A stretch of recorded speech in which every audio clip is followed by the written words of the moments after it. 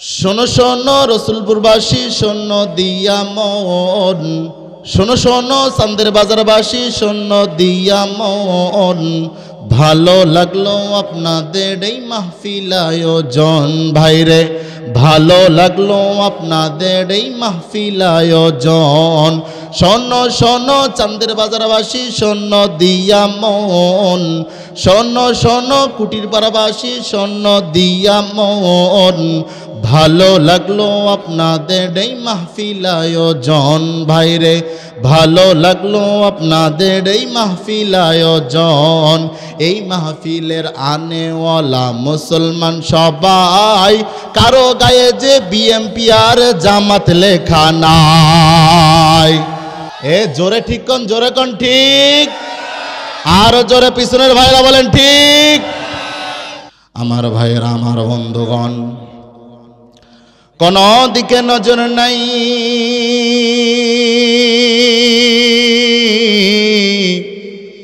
আমার আল্লাহ রব্বুল আলামিন আজ থেকে ১৫০০ বছর আগে কালামুল্লাহ কুরআনুল কারীম আমার আপনার নবীর উপরে মুহাম্মদ আরবি সাল্লাল্লাহু আলাইহি ওয়াসাল্লামের উপরে নাজিল করলেন। আল্লাহ রব্বুল আলামিন নাজিল করলেন পথ ভোলা মানুষগুলোকে পথের দিশারি দেওয়ার জন্য, খারাপ মানুষগুলোকে ভালো বানাবার জন্য, অভদ্র মানুষগুলোকে ভদ্র বানাবার জন্য আমার আপনার আল্লাহ রব্বুল আলামিন বিশ্ব নবী মুহাম্মদুর রাসূলুল্লাহ সাল্লাল্লাহু আলাইহি ওয়াসাল্লামের উপর কোরআন নাজিল করলেন। আর ডাক দিয়ে বলেন, ওগো নবী মুহাম্মদ, এই কোরআন যারা নিজের জীবনে সিটিং আর ফিটিং করে নিবে, এদের জীবনকে আমি আল্লাহ দামি বানায়া দিব। শুধু তাই নয়, চান্দের বাজারের কুটির পাড়ার মুসলমান ভালো করে শুনে বুঝে যান, কোরআন মানলে জান্নাতি, না মানলে জাহান্নামী। আওয়াজ দিয়ে বলেন কোরআন মানলে, না মানলে আওয়াজ দিয়ে বলেন।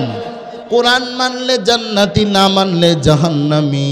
আমার আল্লাহ রব্বুল আলামিন ডাক দিয়ে বলেন, ইন্না আনজালনা আলাইকাল কিতাবা লিন্নাসি বিল হাক্কি ফামান ইহতাদা ফালিনাফসিহি ওয়া মান দাল্লা ফাইন্নামা ইয়াদিল্লু আলাইহা ওয়া মা আনতা আলাইহিম বিওয়াকিল।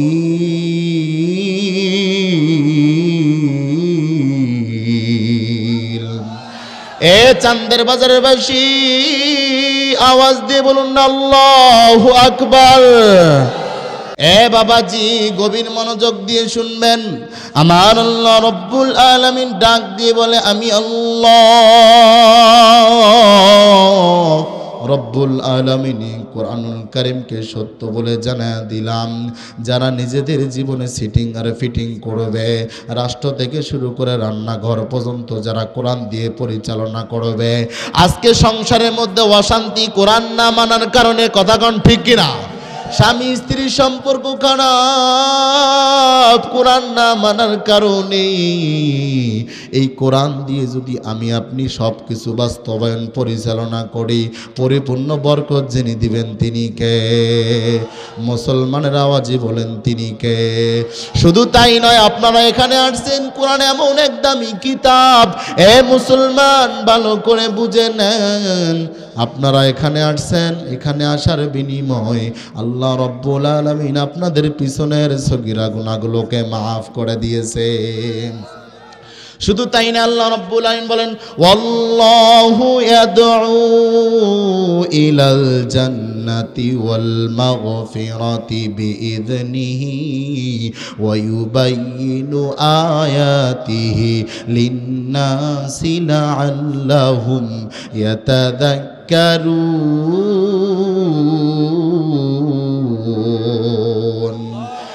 মুসলমানের আওয়াজে বলেন আল্লাহু আকবার।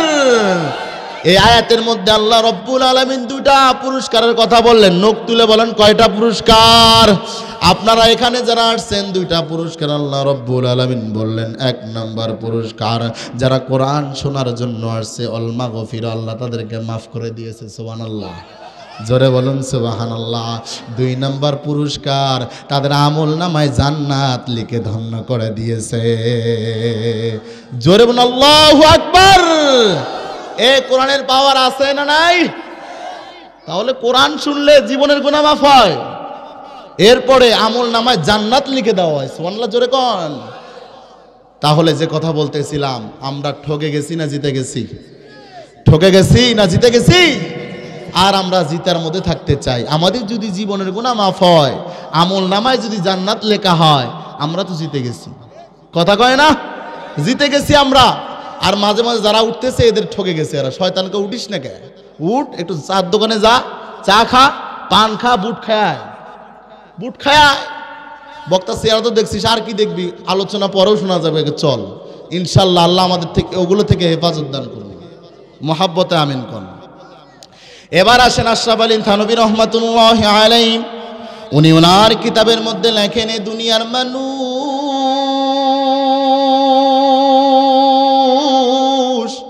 মাইক যেহেতু ভালো না, দুইটা তিনটা সুর আসবে, মাইন্ড করবেন না গো বাবা। আশরাফ আলী থানভী রহমাতুল্লাহি আলাইহি উনি ওনার কিতাবের মধ্যে লেখেন, দুনিয়ার মানুষ তো এমন, মুখের মধ্যে একটা বরুণ উঠলে, মুখের মধ্যে একটা ফোড়া উঠলে, সুন্দর জায়গায় একটা কালো দাগ পড়লে, দোকানে গিয়ে দামি ক্রিম নাই, আছে না নাই?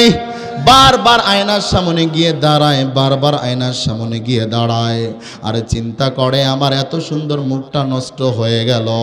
বারবার দোকানে গিয়ে বলে এর থেকে দামি ক্রিম থাকলে সেটাও দাও, দামি ক্রিম নিয়ে আসি মুখের মধ্যে ব্যবহার করে। এমন যুবক চান্দের বাজারে নাই, আমাদের রংপুরে রহরহ।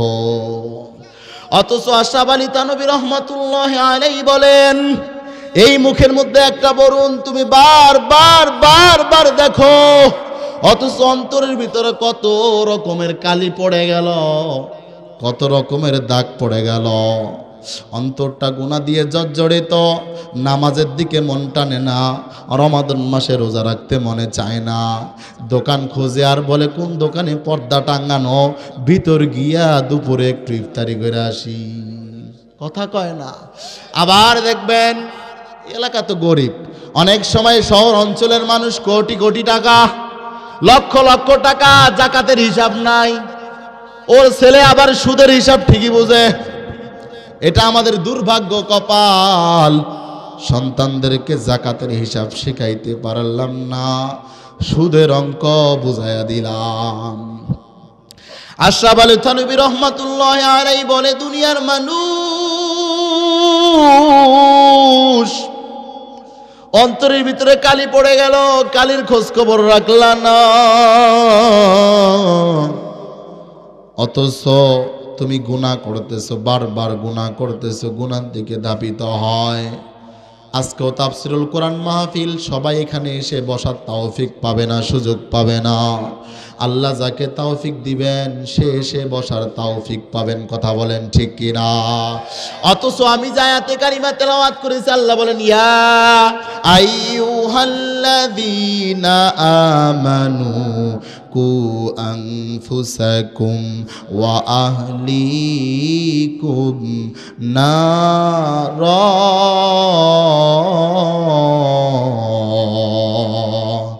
আমার ভাইয়েরা, আমার বাবারা, আমার আল্লাহ রব্বুল আলামিন ডাক দিয়ে বলি, ইমানদার রে, আমি তোমাদেরকে ডাক দিয়ে বলতেছি, তোমরা আগে জাহান্নামের আগুন থেকে বাঁচো, এর পরিবার আহাল পরিবার যারা আছো তোমরাও জাহান্নামের আগুন থেকে বাঁচো। আল্লাহ রব্বুল আলামিন আরেক আয়াতের মধ্যে বলেন, ইয়া আইয়ুহাল্লাযীনা আমানু তাকুল্লাহা ওয়াবতাগু ইলাইহিল ওয়াসিলা। একটু মহাব্বতের আওয়াজে বলুন আল্লাহু আকবার। এই আয়াত দিয়ে আপনারা বুঝবেন, আল্লাহ বলতেছেন যে তোমরা নিজে আগে জাহান্নামের আগুন থেকে বাঁচো, এরপর আহাল পরিবারদেরকে বাঁচাও। এরপরে আয়াতে আমি যেটা বললাম, আল্লাহ বলেন হে ঈমানদার, তোমরা আল্লাহ তাআলাকে ভয় করো এবং কিছু ওসিলা বানায়া কবরে আসো। আওয়াজ দিয়ে বলেন, কি বানায়া? ওসিলা বানায়া কবরে আসো, যে ওসিলার মাধ্যমে আমি আল্লাহ ওই দিন তোমাকে মাফ করে জান্নাতে দিতে পারি। আজকের এই মাহফিলটা আপনার জান্নাতে যাওয়ার ওসিলাও হতে পারে, কথা কন না কেন? এটা তো ভালো কাজ। এই মাহফিলটা আপনার জান্নাতে যাওয়ার ওসিলা হতে পারে। তো আল্লাহ বলেন ওসিলা নিয়ে আসো। কিয়ামতের দিন আল্লাহ আসিয়াকে ডাকবেন, হুজুর আল্লাহ আসিয়াকে ডাকবেন, হাজার হাজার আসিয়া রেডি। আল্লাহকে, কি ব্যাপার? আমি তো ফেরাউনের স্ত্রী আসিয়াকে ডাকছি। মা বোন ভালো করে শুনেন,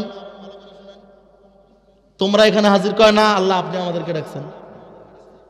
কয় কি ব্যাপার? আমি তো সবাইকে ডাকিনি, হাজার হাজার আসিয়াকে ডাকে নেই।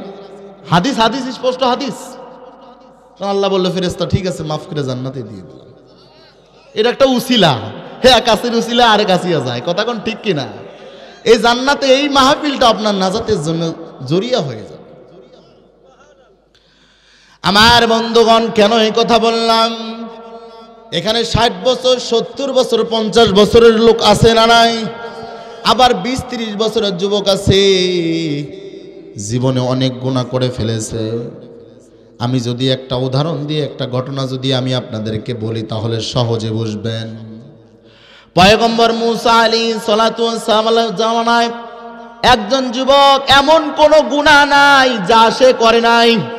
জিনা করে, মদ পান করে, গরিব মানুষের উপর আক্রমণ চালায়, যা যাবতীয় গুনার কাজ সব করে। এরকম ভাবে এলাকাটা তছনছ করে ফেলছে। এলাকার সমস্ত লোক চিন্তা করলো এই যুবকরা রাখা যাবে না। প্লিজ আমার দিকে তাকান, এখান থেকে শিক্ষা আছে ইনশাআল্লাহ। এলাকার সমস্ত লোকগুলো চিন্তা করলো এরে রাখা যাবে না, এর যদি এলাকার মধ্যে রাখি তাহলে আমাদের মান-ইজ্জত নিয়েও টানাটানির মধ্যে পড়ে যাব। দেখবেন একজন খারাপ কাজ করলে পুরা এলাকা সহ নাম জুড়ে যায়, পুরা এলাকার নাম পড়ে যায়, অমুক এলাকাটা ভালো না। এক ছেলে যদি এক মেয়েরে তুলে নিয়ে আসে, পুরা চান্দের বাজার গোলমাল, কথা কয় না, কথা কয় না। একজন মাদক সেবককে যদি চান্দের বাজার থেকে সাদুল্লাপুর থানায় নিয়ে যায়, মান সম্মান সব শেষ, কথা কয় না। এজন্য বলি, এই যুবক এমন কোনো গুনাহ নাই সে করে না। এলাকার সমস্ত লোক চিন্তা করলো এরে রাখা যাবে না, এরে যদি রাখি মান-ইজ্জত নিয়ে টানাটানি হয়ে যাবে। সবাই মিলে পরামর্শ করে, বুদ্ধি করে এলাকা থেকে বের করে দিল। এই যুবক পাহাড়ের চূড়ায় উঠিয়া কান্নাকাটি শুরু করে দিল। একদিন যায়, 2 দিন যায়, 3 দিন যায়, কোনো লোক তার খোঁজ খবর নেয় না। পাড়া প্রতিবেশী, তার মা বাবা, আত্মীয় স্বজন, কেউ তার খোঁজ খবর নেয় না। এই যুবকের ক্ষুধা, পেটের ভিতরে এত পরিমাণে ক্ষুধা,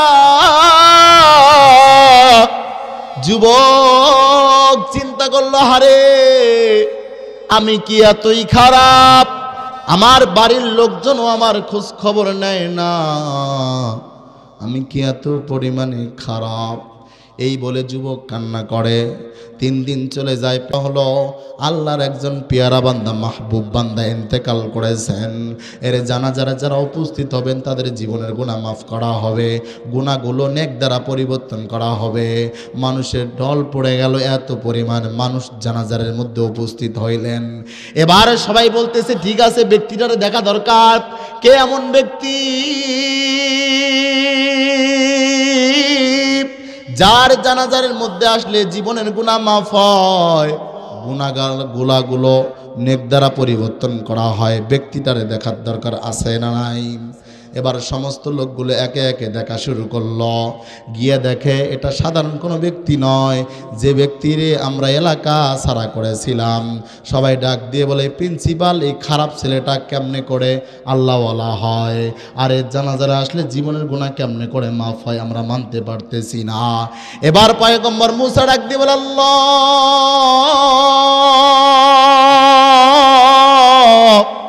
আমার কওমগুলো, আমার জাতিগুলো আমার কাছে জানতে চায়, খারাপ মানুষের জানাজারের মধ্যে আসলে জীবনের গুনাহ মাফ হয়, গুনাহগুলো নেক দ্বারা পরিবর্তন করা হয়, কেমনে সম্ভব?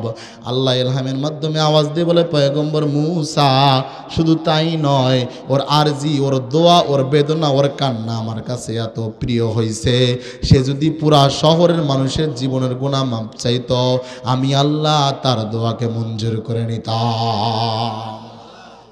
জোরে বলুন সুবহানাল্লাহ। আল্লাহ তাআলা পারেন কি পারেন না? এ মোহাব্বতের আওয়াজ এবং আল্লাহ পারেন কি পারেন না? নারায়ে তাকবীর। আচ্ছা, বিয়ে যারা করেনি তারা হাত উঠাও দেখি, যারা এখনো বউ পাও নাই। এ মাত্র এই কটারে লম্বা করে হাত উঠাও। কিছু কিছু 12 বছর 10 বছরে 5 বছর ছেলেও হাত উঠাইছে, কাম সারা বউ লাগবি রে। হ্যাঁ, এরা বলবে তাকবীর দিবে, হাত উঠান, লম্বা করে হাত উঠান, নারায়ে তাকবীর। সবাই কন্যা বারে সভাপতি সাহেব বিচারটা করবেনি, কে জিতে, বিয়েদারি না অবিয়েদারি, দেখার দরকার আছে না নাই? আচ্ছা, আপনারা হাত নামান, বিয়েদারি কারা হাত উঠান দেখি। হুজুর বিয়ে করেননি, হাত উঠান। ওই হাত দেখি, মাশাআল্লাহ। বিয়েদারিরা তাকবীর দিবে, অবিয়েদারি চুপ থাকো, নারায়ে তাকবীর।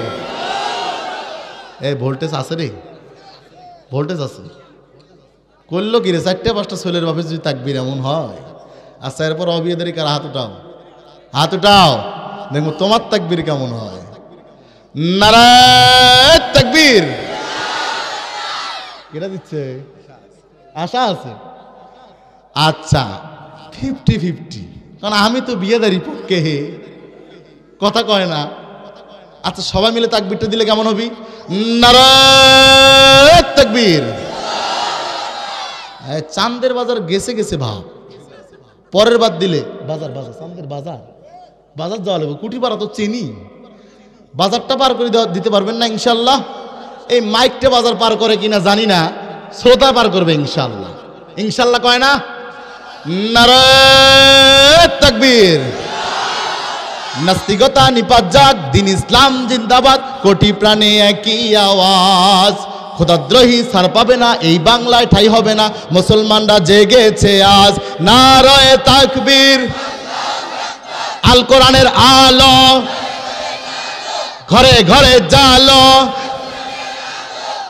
ঘরত জ্বালায় কি করবেন, একটু ওই দিক পর্যন্ত নিয়ে যান। আল কোরআনের আলো, আল্লাহ কবুল করুক, আমিন কন। আর কিছুক্ষণ সামনে আগাবো। আমি কি রাজনীতি কোনো আলোচনা করতেছি পারে? আল্লাহ কবুল করুক। ফির কোয়েন না কালকে যে হুজুর কি কয়ে গেল কিছু বুঝলো না। হে হুজুর, আমার আজ কি বোঝা যায়? আল্লাহ কবুল করুক, আমিন কন। আমি তো এখনো মেন ঘটনায় ঢুকি নাই, যে আলোচনা আপনারা কোনোদিন শোনেনই নাই। যাবো ডাত ইনশাল্লাহ, আল্লাহ কবুল করুক।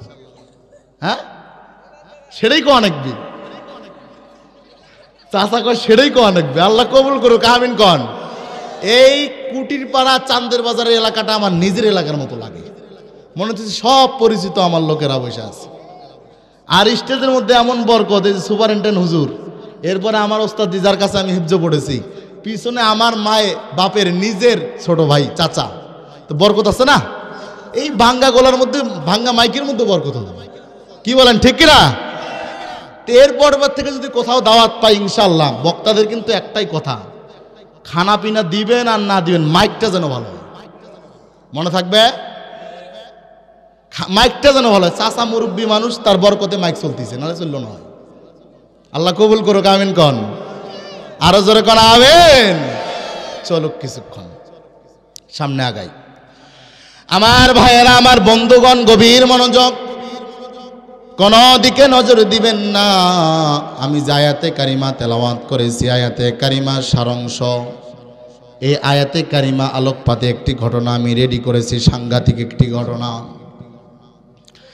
সম্মানিত উপস্থিতি, আল্লাহর এক বান্দার ইন্তেকাল হয়ে গেছে।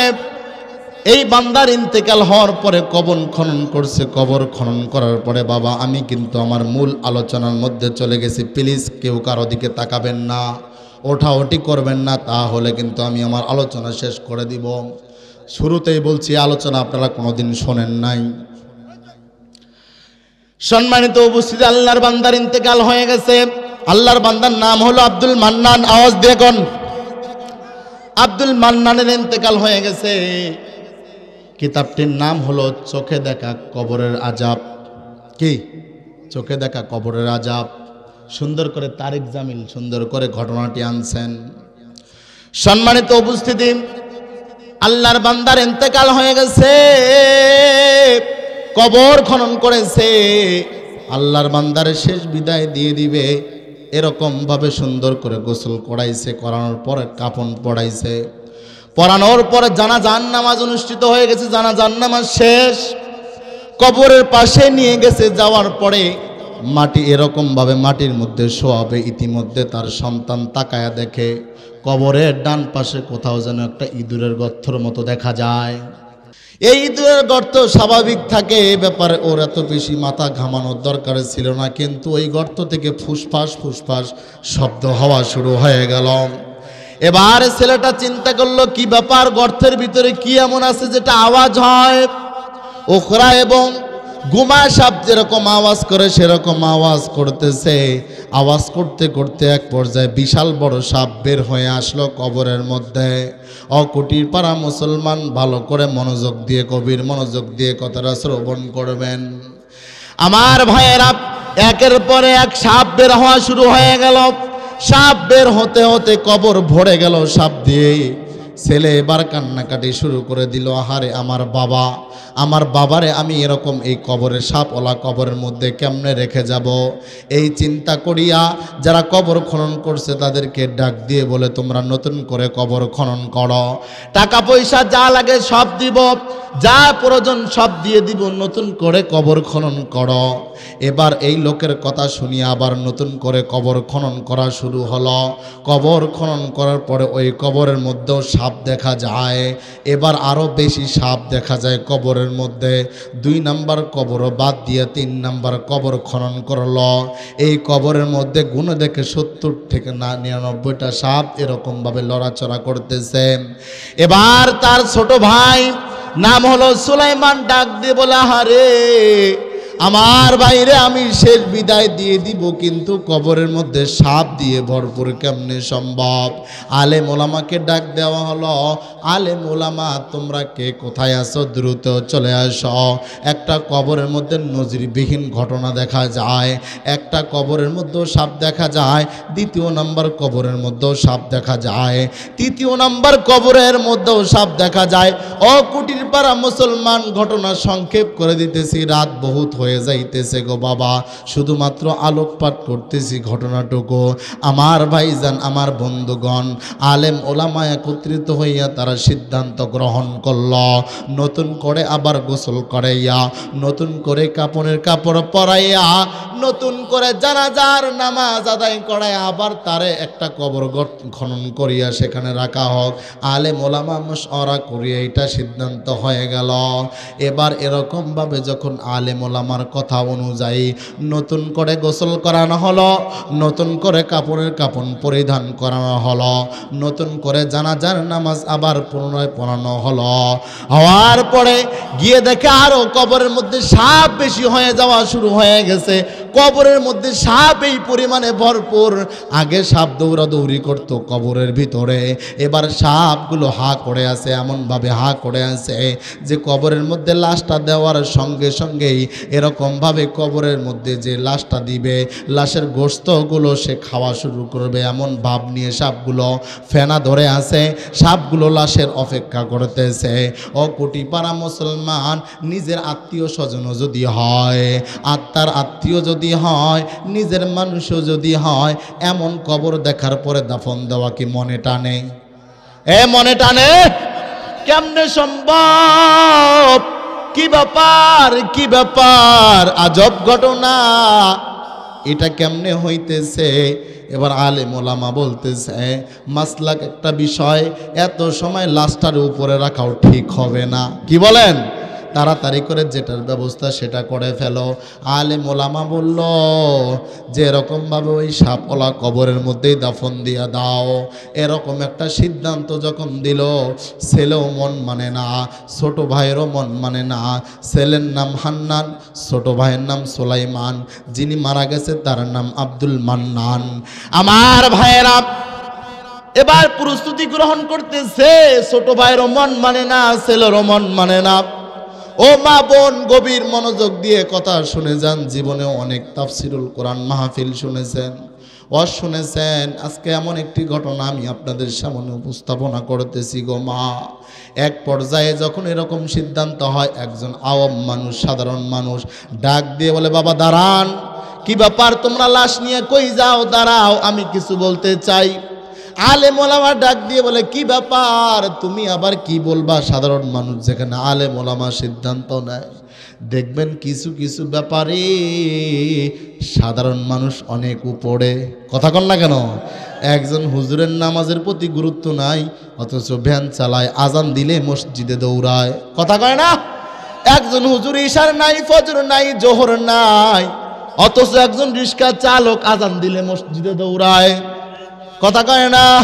10 টাকা কামাই করলে 2 টাকা মাদ্রাসা মসজিদে দান করে। আবারও দেখা যায় কোটি কোটি টাকা পয়সাওয়ালা মালিক জমিনে বসা, 10টা টাকা দিলে কয় ভূত রে খাওয়ামো কেন, আমি নিজেই খামু। কথা কন না গে? তার মনে বোঝা গেল কিছু কিছু লোক সাধারণ হইতে পারে, ইমান পাকা, আমলের দিক দিয়ে দৌড়ায়, আছে না নাই? এই কুটিপাড়া মানুষ, গরিব সাধারণ মানুষ, দিন আনে দিন খায়। আমি দেখেছি এরা অনেক পরিশ্রম করে, এরপরও সন্তানদেরকে ডিজিটাল বানায় নাই। হাঁটুর মধ্যে সিরা, পিছনে সিরা, ফাড়া এরকম প্যানও পরায় না। কথা কোন ঠিক কিনা? আবার অনেক সময় শহরে যখন চলি, এমনভাবে মেয়েরা চলাচল করে, এরকমভাবে ওন্না এমন জায়গায় দেয় বোঝাই যায় না। এই যে এরকমভাবে ওন্না দেয়, এলে বার করে রাখছে, আছে না নাই? বলে ডিজিটাল। ডিজিটাল এমন জায়গায় নামায়া দিছে, মহিলাদের দিকে দেখা আরেকজন দর্শনের প্রস্তুতি নাই। কথা কন না কেন? অথচ গরিব মানুষ মেয়েটারে নামাজি বানায়, মেয়েটারে পর্দাশালী বানায়, মেয়েটারে আদব কায়দা শিখায়। আরেকজন বলে এরা খ্যাত মার্কা লোক। তার মনে বোঝা গেল হাঁটুর উপরে কাপড় তুলতে পারলে ডিজিটাল, না তুলতে পারলে খ্যাত। কথা কন ঠিক কিনা? এমন ডিজিটালের দরকার নাই, ওই ইহুদি খ্রিস্টান নাসারাদের দালাল হওয়ার দরকার নাই। দালালেরা মাঝখান থেকে ঝুঁকি পাড়ে আর গয়, গ্রামের লোক খ্যাত, শহরের লোক আন্তর্জাতিক ডিজিটাল। আমি বলি তারা আন্তর্জাতিক ডিজিটাল না, তারা বাটপার, তারা ইসলামের দুশ্মন, তারা কোরআনের দুশ্মন, তারা নবীজির দুশ্মন। কথা কোন ঠিক না? কি একটা পরিস্থিতি! হ্যাঁ, এরা এমন। এই জন্য তো মাঝে মাঝে কই যে গ্রামের স্বামী স্ত্রীর মধ্যে সম্পর্ক ভালো, কিন্তু এরা তো ভ্যালভেলি। গ্রামের ভাষায় বলে ভ্যালভেলি। ঘরের মধ্যে টু হয়েছে, বাজা জাতি হয়তো একেবারে ফাটাও বাঙালি। ফাটাও বাঙালি মানে বুঝেন, ঘরের মধ্যে কি হয়েছে বাজারের লোক সহ জানে। আছে না নাই বলেন? শহরের মানুষ ওই শিক্ষিত দাবি কইরা ঘরের মধ্যে মাইরা গুম করে দেয়, ঘরের মানুষ টের পায় না। আছে না নাই বলেন?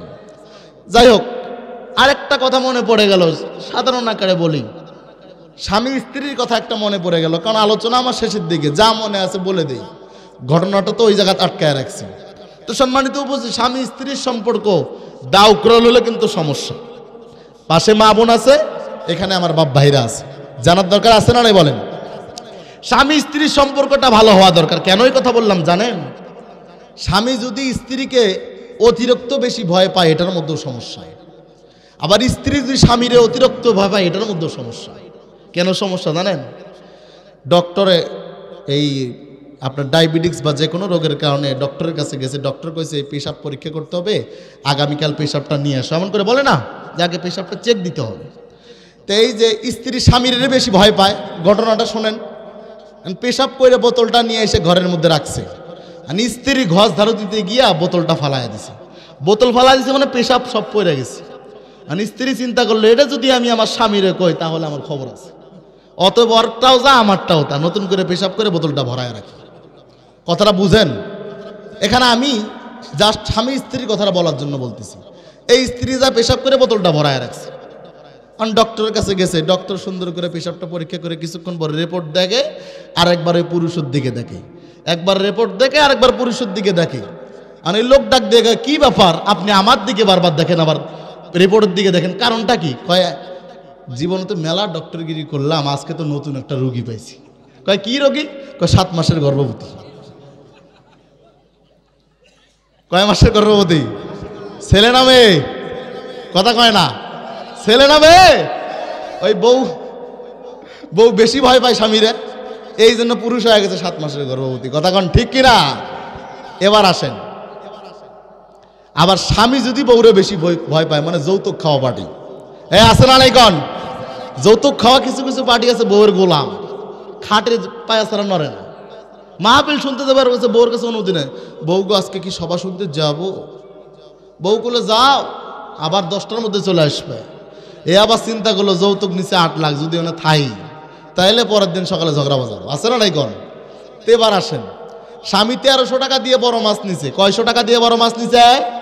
1300 টাকা দিয়ে বড় মাছ নিছে। নেওয়ার পরে চিন্তা করলো, হায় রে, লোকের সামনে তো নিজেকে বড় দেখাইতে গিয়ে 1300 টাকা দিয়ে মাছ নিয়ে ফেললাম, ওখানে যায় যদি কই 1300 টাকার মাছ, তাহলে তো আমরা চিড়ে হড়াই আলবো একবারে। বউ তো এ কি করছে, বাড়িতেই নিয়ে গেছে বড় মাছ, সেরকম মশাম দিয়ে গেছে, যা বউ বড় মাছ নিয়ে আসছি। বউ তো খুশি, খুশির ঠেলা আবার আগায়, এত বড় মাছ তোমার কি আনতে কইছে? হ্যাঁ, এত বড় মাছ কজন মিলে খাও? আমরা 2জন মানুষ। আমি চিন্তা করলো যদি 1300 টাকার কথা কই তাহলে সব শেষ। এবার বউ ডাক দেখো, 100 টাকার মাছ? কয় 500 টাকার মাছ। আজ দেখুন কয়শো। বউরে কইছে সুন্দর করে কাইটা সুন্দর করে ভাজি করো, নামাজ পড়ে আসে 2জন একসাথে খাবো। এ আবার কি করছে, নামাজ পড়তে গেছে, বউ চিন্তা করলো এত বড় মাছ দিয়ে কি করি, পাশের বাড়ির এক ভাবির 250 টাকা তোর দিক দিয়ে দিই। কথা মনে হয় বোঝেন নাই? কথা মনে হয় বোঝেন নাই? নামাজ পড়তে গেছে, নামাজ পড়ে আসে বউরে করতেছে খাবার টাবার রেডি করো। মাছ কি সব কটা রাঁধতেছে? সব। কই এত বড় মাছ এইটুক? কই এইটুকুই তো, কি করো? পাশের বাড়ির ভাবির অর্ধেক দিয়ে দিছে 250 টাকা। আর স্বামী তো কিছু কইতেও পারে না, স্বামী খালি কয় কি রে কি করলি তুই, কামটা করলি কি? আর কইতেও তো পারে না, জোরে জোরে করে কইলে ভেজাল। মাছ কিনছে কত দিয়ে বলেন? বেচছে কত? কইছে 500, বেচছে 250। দেখছেন এমন আছে না? আওয়াজ দেখান। আই রে, বউ ভয় পাত্রী রে, বউ রে এমন পরিমাণে ভয় পায় যে 1300 টাকার মাছ 500 হয়ে গেছে, অর্ধেক বেচছে 250 টাকা। আমার ভাইয়েরা, হাসানোর কোনো গল্প নয়, এমন সমাজে ঘটনা ঘটে কিনা আওয়াজ দিয়ে কন, এই আওয়াজ দিয়ে কন। ছেলে গরিব, বউ আনছে ধনী, জোরে করে আওয়াজ দিয়ে কথা কইতে পায় না, আছে না নাই? বউ তার গলার উপর ওইটা বাড়া মাইনে খায়, তাও কিছু কইতে পারে না। আবার এমন বউ গরিব মানুষের মেয়েরে বিয়ে করে নিয়ে আসছে, ছেলে ধনী, কয় আমার এরকম 26 বিঘা সম্পদ, আমার কথায় উঠবি বসবে, আমি যা বলবো গোলামের মতো শুনবি। এমন জুলুমকারী ছেলে আপনাদের এলাকায় না থাকলে আমাদের রংপুরে রহরহ। কথা কন না কেন? হ্যাঁ, আমার গোলাম তুই, তোর দেন মত দিয়ে নিয়েছি, নাউজুবিল্লাহ। আরে স্বামী স্ত্রী, হুন্না লিবাসুল্লাহ কুমান্তুন লিবাসুল্লাহ হুন্না, পোশাক স্বরূপের মতো ভালোবাসা, আন্ডারস্ট্যান্ডিং। হায় রে, যা সুন্দর করে দরজা মজুর, তিব্বতের মা দরজাটা খোলো তো, তোমার জন্য 2টা পেঁয়াজি নিয়ে আসছি। এই বগুড়া এক জায়গায় মাহফিল করে কইছি 4 গুণওয়ালা ব্যক্তি আল্লাহ জান্নাতে যাবে। আওয়াজ দিয়ে বলেন কয় গুণওয়ালা ব্যক্তি? এরা কয় না, এরা চুপ করে গেছে ভাই। জোরে কোন কয় গুণ? আরো জোরে নখ তুলেন তো, নখ তুলেন, খারাপ লাগে? 4 গুণওয়ালা মানুষ আল্লাহ জান্নাতে যাবে, সুবহানাল্লাহ বলেন, হাত নামান। 1 নম্বরে আফসুস সালাম, যারা বেশি বেশি সালাম দিবে, যে বাড়িতে স্বামী স্ত্রী সালাম আদান প্রদান করবে। অশ্বাস করে এই যুবক আমার কাছে আসছে, হুজুর আমি একটা কথা কবার চাই। কি কথা বলেন? হুজুর সব মানতে পারবো, বউরে সালাম দিতে পারবো না। আমি বললাম কেন? কয় আমার লজ্জা লাগে। আমি বললাম তোমার ছেলে মেয়ে কয়টা? 7টা। আচ্ছা ওইটার যদি শরম না লাগে, 7টা বলে আবার বাপ তুমি, আর সালাম দিতে তোমার শরম লাগে, ফাইজলামো না? বলেন ঠিক কিনা? কি একটা অবস্থা কম। সম্মানিত উপস্থিত, তাহলে বোঝা গেল স্বামী স্ত্রীর মধ্যে সম্পর্ক ইবাদত। কথা কন না কেন? স্বামী স্ত্রীর মধ্যে হালাল সম্পর্ক ইবাদত। স্বামী তার স্ত্রীকে ভালো বুঝবে, স্ত্রী তার স্বামীরে ভালো বুঝবে। কিয়ামতের দিবসে স্বামীকে জিজ্ঞাসা করা হবে তোমার স্ত্রী কেমন ছিল। ওই দিন যদি স্বামী বলে আমার স্ত্রী ভালো ছিল, আল্লাহর কসম করে বলে যাই স্ত্রী জান্নাতি হয়ে যাবে। স্ত্রীকে যদি বলা হয় তোমার স্বামী কেমন, ওই দিন বলবে আমার স্বামী ভালো, জান্নাতি। একজনের সুপারিশে আরেকজন জান্নাতি হয়ে যাবে। কিন্তু এমন সুপারিশই ঘরের বউ নামাজ পড়ে, স্বামী নামাজ পড়ে না, আছে না নাই? আছে না নাই? কও আছে না নাই? আছে মানে 100। হ্যাঁ আছে না নাই বলেন? ওই ভাই আছে না, কামটা সারা, সত্যি কথা বলছে ভাই। ভাইয়ের নাম কি? মাইক দিয়ে বলে দেই। বলবো না? মজিবুর রহমান ভাই। হাসিটাও সুন্দর, সত্যি বলে দিছে ভাই। আল্লাহ কবুল করে, আমিন খান। টিকটক করলেন নাকি আবার? এই যে হুজুর সুন্দর করে কয়, মাশাআল্লাহ। আমার ভাইয়েরা, আমার বন্ধুগণ, স্বামী স্ত্রী হালাল সম্পর্ক ইবাদত। স্ত্রী তার স্বামীর জন্য সেজে থাকবে, এটার মধ্যে নফল হজের সওয়াব, সুবহানাল্লাহ বলেন। কিন্তু দেখা যায় মেয়েরা মার্কেটে বের হইলে কয়েক রকম লিপস্টিক লাগায়, সেন্ট লাগায়, নতুন পাকি জামা, সিরাতি জামা, ফালতু জামা গায়ে দিয়ে বের হয়, এমন গেরান দিয়ে বের হয়। অমুক গফুর মিস্ত্রির ওয়াইফ গেল রাস্তা দিয়ে, আসে না নাই? গফুর মিস্ত্রি বউ গেল, দেখ দেখ কত সুন্দর করে সাজি গেল। অথচ যদি গফুর মিস্ত্রিকে জিজ্ঞাসা করা, ভাই গফুর মিস্ত্রি আমার মাইন্ড করিয়েন না, গফুর মিস্ত্রিকে যদি বলা হয় ভাই আপনার ওয়াইফটা এত সুন্দর সাজুগুজু করে মার্কেটে বের হয়, ডাক দিয়ে বলে আমার বউ নাম্বার 1 পাগলি।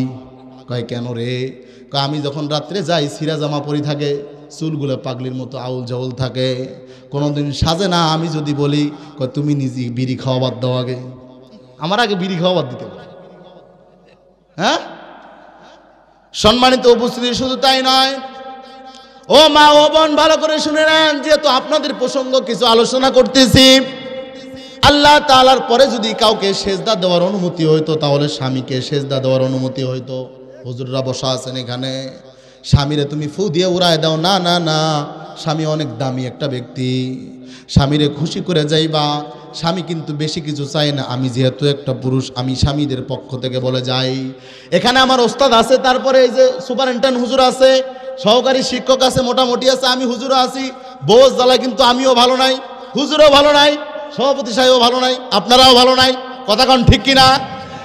ওই দেখ জোরে কয় ঠিক। ও হুজুর ভালো আছে, দেখছেন মনে হয় ম্যাডাম মনে হয় মোটামুটি আসছে নাকি, ও বাড়িতে আছে, মোটামুটি ভালো নাই। কথা কন ঠিক কিনা? কিছু কিছু লোক কয় হুজুর আমার বউ তো খুবই ভালো, সবারই বউ ভালো, আমারও বউ ভালো, কিন্তু মাঝে মাঝে তাছাড়া হয়ে যায় গো, মাঝে মাঝে তাছাড়া হয়ে যায়। বুঝি না এরা কেমনি তারগুলো টাইট দেওয়া লাগে, এটাও তো বুঝি না। টাইট দিবার গেলে বলে আবার বাঁকা হয়ে যায় বলে, এই হলো অবস্থা। কথা কোন ঠিক কিনা? কেমনে টাইট দেওয়া যায়? খারাপ লাগে আপনাদের? খারাপ লাগে? ও মা ও বোন, স্বামী এরকম ভাবে দাম দিবেন, স্বামীকে গুরুত্বপূর্ণ মনে করবেন। স্বামী একটি গুরুত্বপূর্ণ ব্যক্তি। দুনিয়ার মধ্যে যদি বাপ মায়ের পরে এরকম ভাবে স্বামীর প্রতি করা, 4টা আমল করলে আপনারা 8টি জান্নাতের দরজা দিয়ে প্রবেশ করবেন। সুবহানাল্লাহ। 1 নাম্বার, যে মা যে বোন নামাজ পড়বে গুরুত্ব সহকারে। 2 নাম্বার, যে মা যে বোন পর্দা করবে। 3 নাম্বার, স্বামীর খেদমত করবে। 4 নাম্বার, রমাদান মাসে রোজা রাখবে। 4টি আমল যদি আপনারা করতে পারেন, আল্লাহ জান্নাতে আপনারা চলে যাবেন। জোরে বলুন সুবহানাল্লাহ।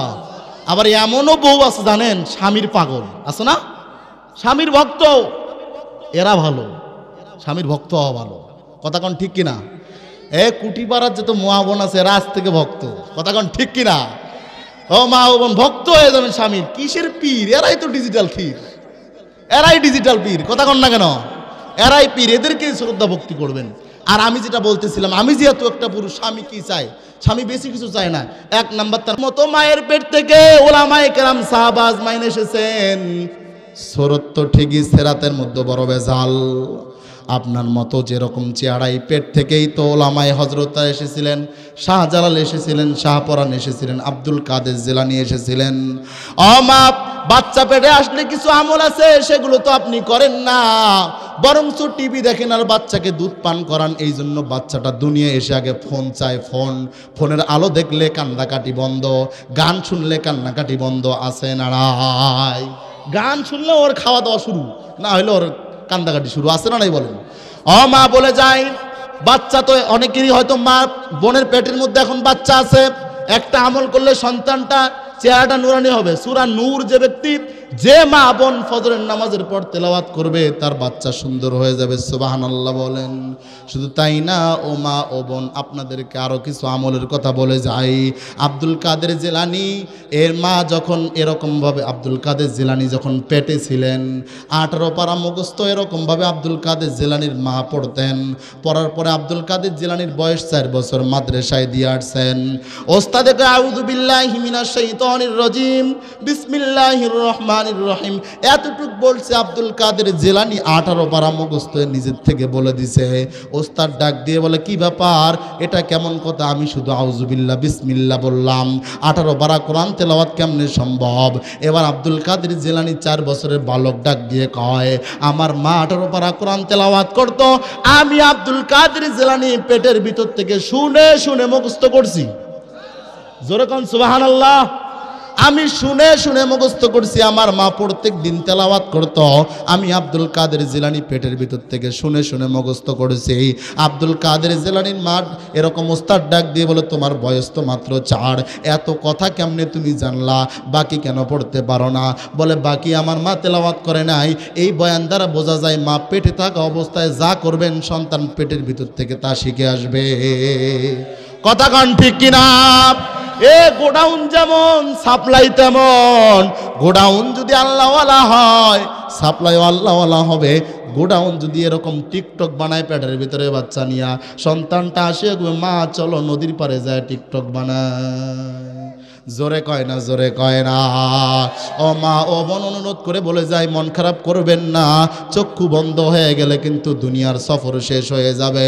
ও মা ও বোন, স্বামীর তাজিম করবেন, স্বামীকে সম্মান করবেন, ইবাদত, স্বামীর খেদমত করবেন। 4টা ইবাদত, একটা বলেছিলাম নামাজ, 2 নাম্বার পর্দা। আমি সংক্ষিপ্ত আকারে পর্দার ব্যাপারে একটা ঘটনা বলে দেই। ওই পাকিস্তানে করাচির মধ্যে এক মহিলার ইন্তেকাল হয়ে যায়, যুবতী নারীর ইন্তেকাল হয়ে যায়। পর্দা সম্পর্কে বলে যায়, পর্দা সম্পর্কে বলে যায়। ওই যুবতীর ইন্তেকাল হওয়ার পরে কবর খনন করছে, কবরের মধ্যে সাপ, তার সাপের উপরে এরকম ভাবে লাশ দাপন করে দিয়ে আসছে। কারণ একের পরে এক কবর যখন খনন করছে, আমি কিন্তু ঘটনা সংক্ষেপ করে দিয়েছি বাবা, কারণ আমার মূল আলোচনায় বাকি রয়েছে। একের পরে এক যখন কবর খনন করছে, কবর থেকে সাপ বের হয়। আলেম ওলামা ডাক দিয়ে কয় কবরের উপর দাপন করে দাও। কবরের উপর দাপন করে দিছে। দেওয়ার পরে লোকগুলো ডাক দিয়ে বলে, তোমার মেয়ে কি এমন কাজ করেছে? বলে আমার মেয়ে নামাজ পড়তো, সব ঠিক আছে, কিন্তু আমার মেয়ে পর্দা মানতো না। পর্দা না মানার কারণে হয়তো তার কবরের মধ্যে সাপ। কথা বলেন ঠিক কিনা? পর্দা পছন্দই করে না এমন মহিলা আছে, পর্দা পছন্দই করে না। কথা বলেন ঠিক কিনা? সম্মানিত উপস্থিতি, আর ওইদিকে না যাই, আমি আমার মূল আলোচনা আসি। তবে মা বোন, আপনাদের জন্য দোয়া করে দিয়ে যাই। আপনারা অনেক দামি ও মা ও বোন, মেহেরবানি করে 4টা আমল করবেন। 1 নাম্বার নামাজ, 2 নাম্বার পর্দা, 3 নাম্বার স্বামীর খেদমত, 4 নাম্বার রোজা। 4টা ইবাদত যদি আপনারা করতে পারেন, আল্লাহর 8টা জান্নাতের দরজা দিয়ে যে কোনো দরজা দিয়ে আপনি জান্নাতে প্রবেশ করতে পারবেন। সুবহানাল্লাহ। আর জোরে বলুন না সুবহানাল্লাহ। সম্মানিত উপস্থিতি, আব্দুল মান্নানের ইন্তেকাল হয়ে গেছে, কবর থেকে শুধু সাপ বের হয়, সাপ বের হয়। কয়টা খবর খনন হয়েছে বলেন? 3টা কবর খনন হয়ে গেছে, কবর থেকে শুধু সাপ বের হয়। এই সাপ অবস্থা দেখে আলেম ওলামা বলে, এরে কি করা যায়? তাড়াতাড়ি দাফন করে দাও, তাড়াতাড়ি দাফন করে দাও। এরে দাফন করে দিলেই এরকমভাবে সময়টা মেকআপ হবে, এরকমভাবে দাফন করে দিবে। এরকমভাবে দাফন করে দেওয়ার পরে ওই সাধারণ ব্যক্তি ডাক দিয়ে বলে, আমার কিছু কথা আছে। আলেম ওলামা ডাক দিয়ে বলে, কি ব্যাপার? আমরা আলেম ওলামা এরকম সিদ্ধান্ত নিলাম। সিদ্ধান্ত নেওয়ার পরে আপনি কি এমন কথা বলবেন? বলে আমার কিছু কথা আছে, কবরের সাপ আমি বন্ধ করে দিতে পারবো। জোরে বলেন আল্লাহু আকবার। কবরের সাপ আমি বন্ধ করে দিতে পারবো। দিয়ে বলে, আমার কাছে এমন কিছু মন্ত্র আছে, আমি এটা পড়ে দিলে কবরে এরকম ভাবে সাপ আসা বন্ধ হয়ে যাবে। এবার ওই হুজুররা ডাক দিয়ে বলে, কি ব্যাপার? আমরা এত বড় বড় হুজুর, আমরা এত কিছু করতেছি, তারপরেও এরকম ভাবে সাপ আসা বন্ধ হয় না। একে একে 3টা কবর খনন করছি, 3টা কবর থেকেই সাপ আসা শুরু হয়ে গেছে। এটা কেমন কথা? এবার ওই হুজুরদের সাথে সাধারণ মানুষগুলো যোগ দিয়েছে। না না, এটা হতে পারে না। যেখানে হুজুরের দোয়ায় কাজ হইতেছে না, সাধারণ মানুষের দোয়া আবার কেমনে কাজ হবে? সাধারণ মানুষের আবার দোয়া কেমনে কাজ হবে? এই কথা বলা শুরু করে দিয়েছে। ও আমার কুটিপাড়া মুসলমান, গভীর মনোযোগ দিয়ে শোনেন। সবাই এরকমভাবে বলা শুরু করে দিয়েছে। বলা শুরু করে দেওয়ার পর যদি ওই সন্তানের বাবা, হান্নানের বাবা আব্দুল মান্নান, সন্তান ডাক দিয়ে বলে, সবাই যদি এক পক্ষেও চলে যায়, আমি সন্তান আমার বাবার পক্ষে আছি, কারণ আমার বাবারে আমি সাপের গর্তে রাখতে পারি না। কথা কন ঠিক কিনা? আমার বাবারে আমি সাপের গর্তের মধ্যে রাখতে পারি না। আমি ওই লোকের কথা শুনবো। আপনাদের কাছে জানতে চাই, সন্তান একটা বলবে এটা মাসআলা একদিক, দুনিয়ার সমস্ত মানুষ বলবে ওটা মাসআলা আরেক দিক। কথা বলেন ঠিক কিনা? আমার ভাইয়েরা, হুজুররা ডাক দিয়ে বলে, কি ব্যাপার বাবা? ওই লোকের কথা কেন শোনা লাগবে? বলে, কি এমন বলতে চাই? ওই লোকের কথা শুনতে চাই, কারণ ওই লোকটা আমার বাপের কবরের মধ্যে সাপ আসা যদি বন্ধ করে দেয়, তাহলে তো শোনা দরকার। এবার ওই লোকটা আসলেন, আসার পরে ওই যুবক ছেলেটা আব্দুল হান্নান রে এরকমভাবে এত জোরে একটা চর দিয়েছে। চর দেওয়ার পরে সঙ্গে সঙ্গে আলেম ওলামা যারা ছিলেন, সাধারণ ব্যক্তি যারা ছিলেন, এরা ডাক দিয়ে বলতেছে, কি ব্যাপার, তোমার আগেই বলছিলাম এই লোকের কথা শোনা দরকার নাই। এই মুরব্বী চর মারিয়ে কয়, আমি তোরে কাছে আসলাম, চর মারার জন্য আসলাম, তুই বেটা বড় বোকা। এই কথা বলি হাতটা ধরিয়ে টানি ওই প্রথম কবর খননের দিকে নিয়ে যায়। নিয়ে যাওয়ার পরে প্রথম কবরের দিকে যখন নিয়ে যায়, এই যুবক একবার মাটির মধ্যে গড়াগড়ি করে, আরেকবার ওই চাচার পা ধরে এরকম কান্নাকাটি করে। আলেম ওলামা সাধারণ মানুষ চিন্তা করলো হয়তো কোনো পাওনা দাওনা আছে, ওই লোকটা আড়ালে নিয়ে যায় বলতেছে পাওনা দাওনার কথা। এরকমভাবে তার ছোট ভাই সুলাইমান এরকমভাবে মাইকের মধ্যে ঘোষণা করে দিল, আমার বড় ভাইয়ের কাছ থেকে যদি কেউ টাকা পয়সা পায় আমাকে জানায় দেখ, আমি টাকা পয়সা দিয়ে দেব। আমার ভাইয়েরা কে কত টাকা পয়সা পাবে আমাকে জানায় দেখ, আমি টাকা পয়সা দিয়ে দিব, টাকা পয়সার কোনো সমস্যা নাই, কথা বলে মাইকের মধ্যে এলান দিয়ে দিছে। এবার ওই সন্তানটা ওই কবরের দিকে যায় আর গড়াগড়ি করে, আর ওই বৃদ্ধ চাচার পায়ের মধ্যে এরকম পা ধরে কান্নাকাটি করে। এদিকে মানুষের মন্তব্য করা শুরু হয়ে গেল। প্রথম কবর দেখলো, দ্বিতীয় কবর দেখলো, তৃতীয় কবর দেখলো, দেখার পরে ডাক দিয়ে বলে, আহারে তোর বাবার কবরের মধ্যে এরকমভাবে সাপ, তুই একটু আমার কাছে আয়, তোরে আমি কিছু আমল শিখা দিতেছি। আমার ভাই জানেরা, এবার ওই মুরব্বী জানি কি জানি ফাঁসফুস করে বলল।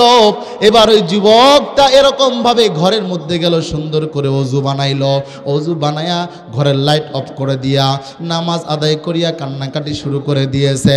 এমন কান্নাকাটি আশপাশের মানুষ যারা আছে এরা মনে করলো, কিরে, এক তো বাবা মারা গেছে, দ্বিতীয়ত কবরের মধ্যে সাপ, না জানি ঘরের মধ্যে সুইসাইড করার জন্য গেল, না জানি ঘরের মধ্যে আত্মহত্যা করার জন্য গেল। মানুষেরা এদিক পাগল পাড়া হয়ে গেল, মানুষেরা এদিক চিন্তায় চিন্তিত হয়ে গেল। আমার ভাই জানেরা, একদিকে দেখে আবার ওরকম ভাবে টেপটা দিয়ে যে পানি ছাড়ছিল, পানিগুলো ঝিরঝির করে জমিনের মধ্যে পড়তেছে। ঘরের মধ্যে কে জানি উকি দিয়ে বলে, সে নামাজের মধ্যে নামাজ আদায় করার পরে কান্নাকাটি শুরু করে দিয়েছে, ওগো আল্লাহ, আমি জীবনে অনেক জিনার গুনাহ করেছি আল্লাহ, আমি অনেক বড় বড় পাপী নামি নামি গুনাহ করেছি আল্লাহ, হয়তো আমার গুনার কারণে আমার বাবার কবরের মধ্যে এরকম সাপ, মেহেরবানি করে আপনি আমার বাবার কবর থেকে সাপ তাড়ায় দেন। সম্মানিত উপস্থিতি, কান্নাকাটি করে করে আল্লাহ তাআলার কাছে মাপ চাইছে। এইদিকে কবরের সাপগুলোকে আল্লাহ তাআলা উঠায় নিয়েছে। সুবহানাল্লাহ। আল্লাহ বলেন, ইয়া আইয়ুহাল্লাযীনা আমানু কু আনফুসাকুম ওয়া আহলিকুম নারা।